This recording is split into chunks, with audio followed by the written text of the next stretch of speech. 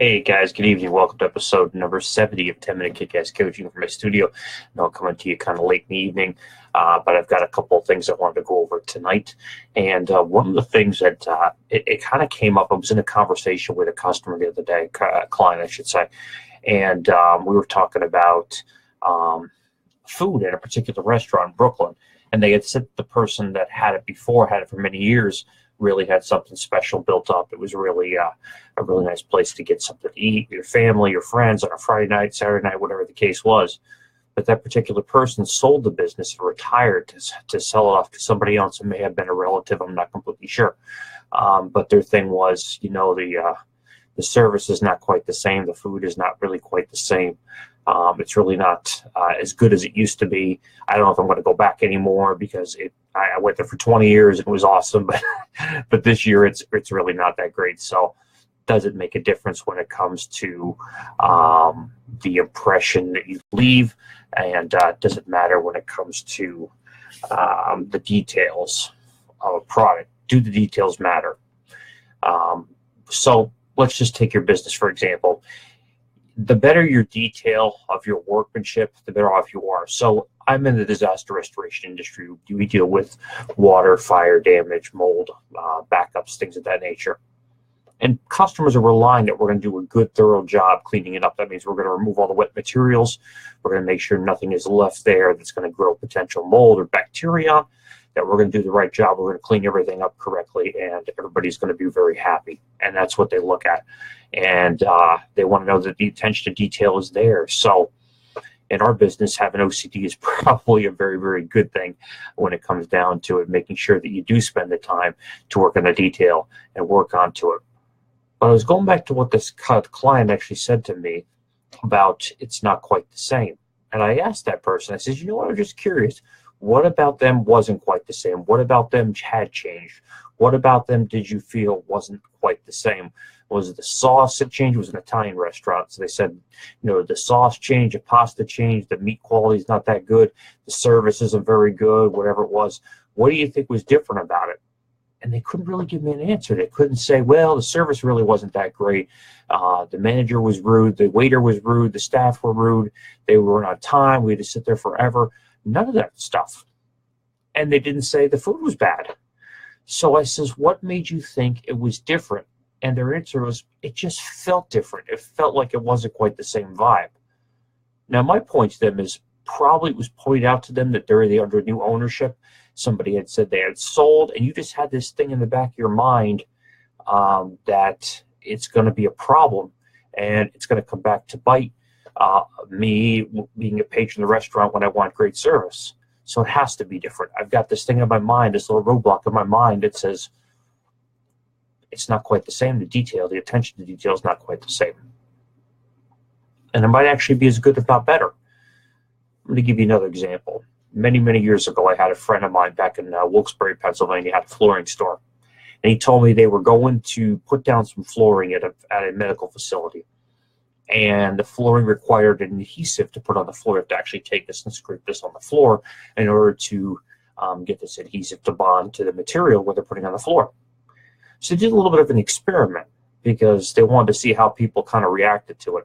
So what they did is they took the lid and they made a little bit of an open. They took it and actually cracked open the lid, but didn't actually open. There's a plastic cover on the inside of this adhesive.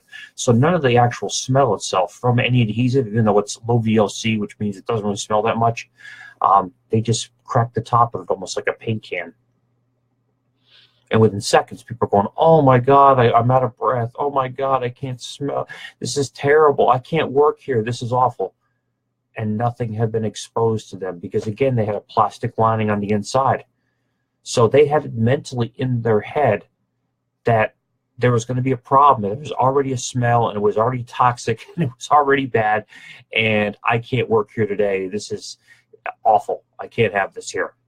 When it comes down to it, they passed all the green regulations for the hospital or the medical facility, and they were actually able to do it. They were doing things at night, on night shift. They weren't doing it during the day when there was a bunch of people around, more or less because of a safety issue. But the point of the matter is they didn't put anything down. They didn't open up the case. They didn't open up the pail. And nobody could have smelled anything because the actual material was not. But they had it in their head. They heard this and it must be the adhesive, and I'm getting sick from it, even though they're not. Kind of the same mentality when it came to the restaurant, that the person sold is not the same. Again, they couldn't place any point on saying the attention to detail was less with the new person than the old person. But they had this fixture in their head, or they had some feedback from a friend or family member, somebody they trusted, that said it's not quite the same. Well, maybe they didn't have the great experience, but this person had it in their head. This person had said to them it wasn't a great experience. They sold the business. It must be true. It wasn't true. So it ends up at the end of the day, after the whole conversation I have with this person, I find out there's really nothing wrong other than the fact that they changed owners, and that might be an issue. It might very well be an issue to, excuse me one second, to deal with. So we're going back to our original point on it. The attention to detail matters. If you're opening up the can and people think that they're smelling something, it's the attention to detail. So you might want to open that can in another room where they don't even smell it or even know it's even there. If you're going to a new restaurant, maybe you don't want to tell people it's under new ownership if there's never been a problem with the previous owners, not to give people perception that the detail is not going to be the same, the quality of the product is not going to be the same. So in our business, in the restoration business, in the carpet cleaning business, the plumbing business, pretty much every service-based business, the details matter. You don't want to go into somebody's house and start working there and be dragging in mud or dirt, or you're working on a pipe and you made things dirty and you just left it there for the customer to clean up. Believe me, I've seen it. It blows my mind that a company can go in there and just do work and leave it for the customer to clean up. You made the mess, dude. Clean it up. So why do the attention to detail matter? Well, I can tell you there are many franchise companies capitalizing the fact that they're on time with they're on time when it comes to the arrival of the job. They're very thorough on the job. They clean up. They wear booties. They do a lot of different things that keep them separate from everybody else. And it does make a difference. Working in a house, in fact, I'm just in the final stages of it. I started the job on Sunday. I had some availability to go into work, and I've been working there, pretty much every last couple of days for the most part, to get this thing wound up. But it's a very, very nice $1 million plus home, very nice people in Staten Island. And my commitment was I'm not going to make their house any worse. So pulled back the rug, put down the paper, put down the tarps on top of it, not even tarps, drop cloths on top of the paper. So if anything leaked to hit the drop cloth first, we can get rid of that or wash that before it hits paper. So we went the extra mile. We taped everything down, put the craft paper down, made sure we had everything balanced out, put the drop cloths on top of it to make sure we go the extra mile, because the damage was downstairs. But if we don't take and use that attention to detail, if we don't spend our time making sure it's done thoroughly correct, customer's going to notice. And even if they might not notice, you're going to know.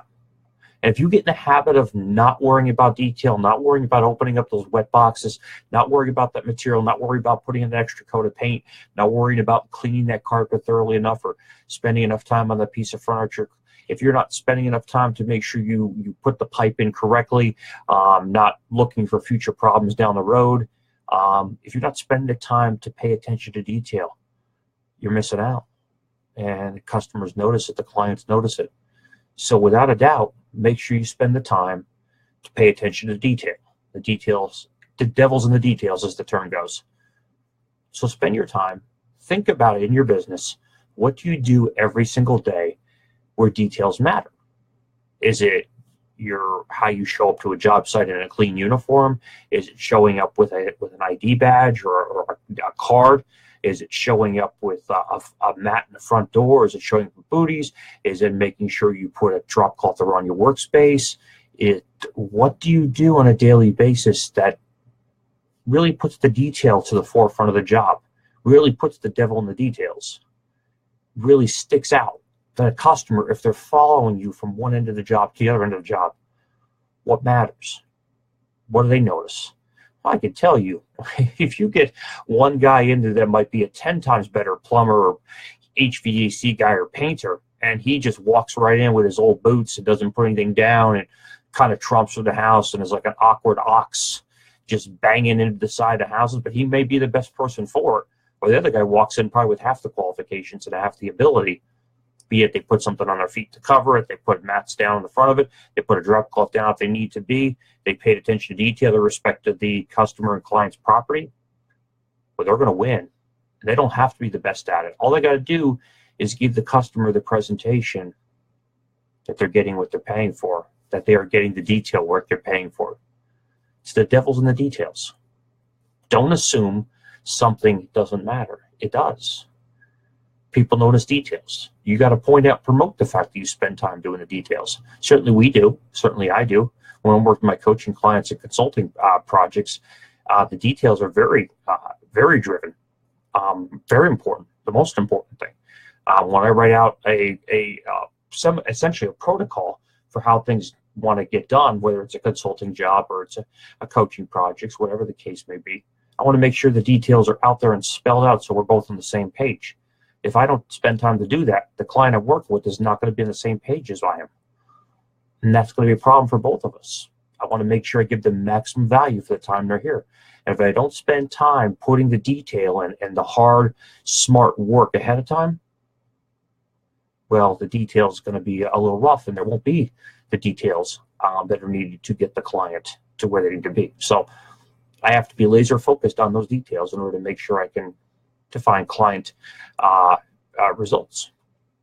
All right, guys, appreciate you coming to me tonight. I'm sorry I just got back in, got a bunch of paperwork, and I had a little bit of time here this evening to come to you with a brand new episode of 10-Minute Kick-Ass Coaching, where the devil's in the details, and does the detail matter? That's a big old yes. And I think you know it. I think you know where you have to implement your business. Think about where you need to put it. Think about your day, and take action on your ideas and your thoughts. All right. Thank you so much for joining me this evening for another episode of 10-Minute Kick-Ass Coaching, episode number 70. We'll see you tomorrow with a brand new one. Have a good night. Bye.